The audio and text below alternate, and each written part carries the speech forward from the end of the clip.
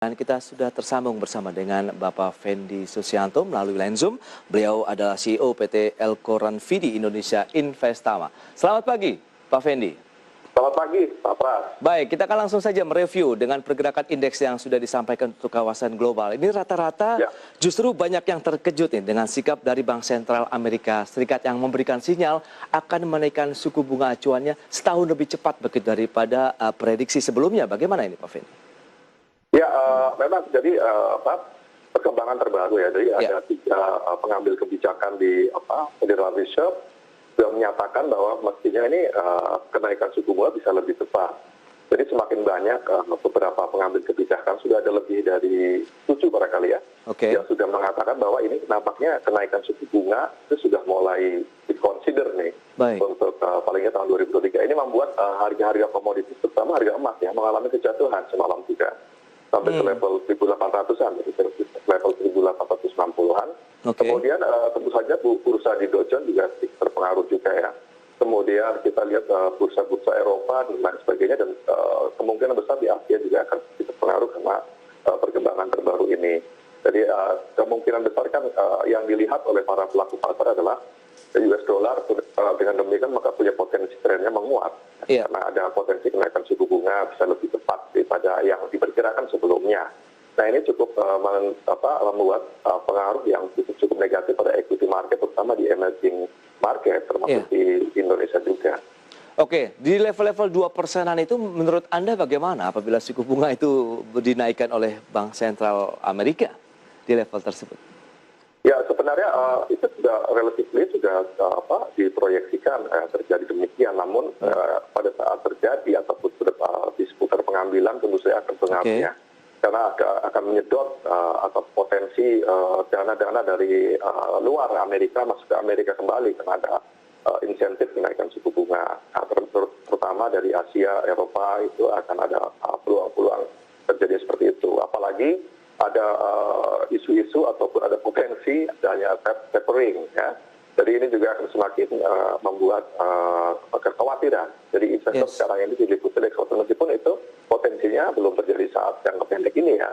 Tetapi sudah mereka consider untuk melihat posisi itu.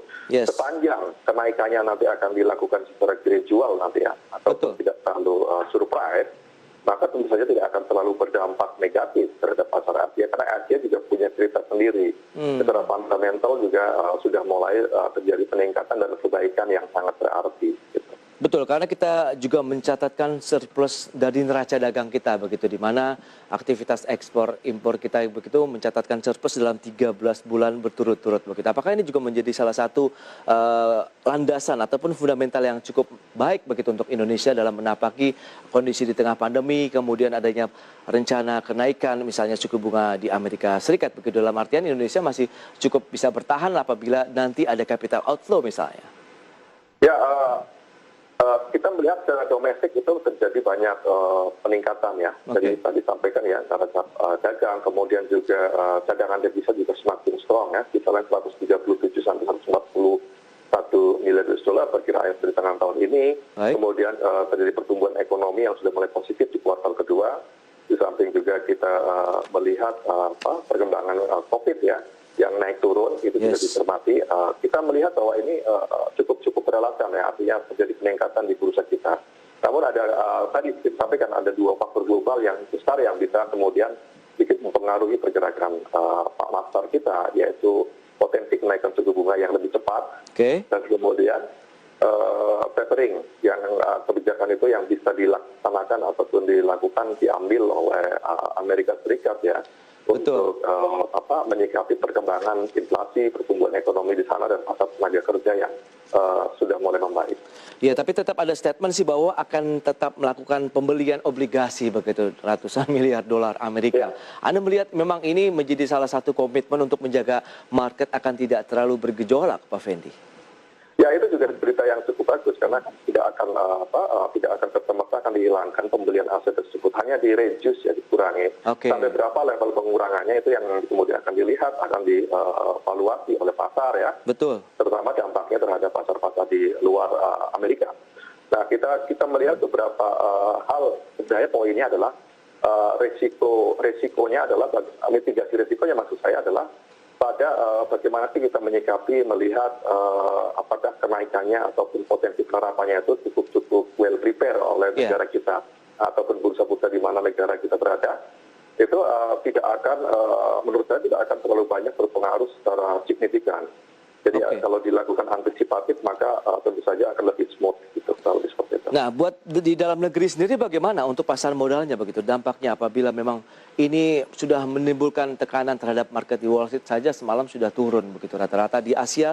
Pagi ini juga ada indeks di Jepang, kemudian Korea Selatan yang juga sudah dibuka di teritori negatif begitu. Lebih kepada respon akan adanya kenaikan dari suku bunga acuan di Amerika Serikat, kemudian tapering off juga begitu, atau ada agenda lain, ada trigger lain begitu, Pak Fendi?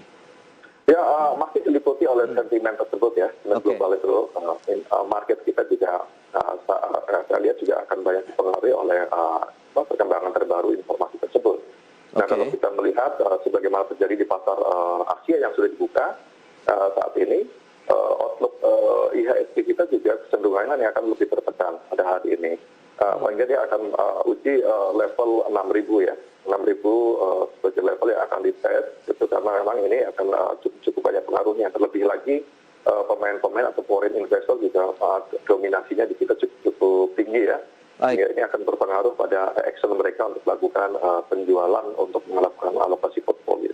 Oke, berarti 6.000 ini akan menjadi tahanan kuat ya di sepanjang mungkin di bulan ini untuk pergerakan indeks harga saham gabungan, Pak Fendi.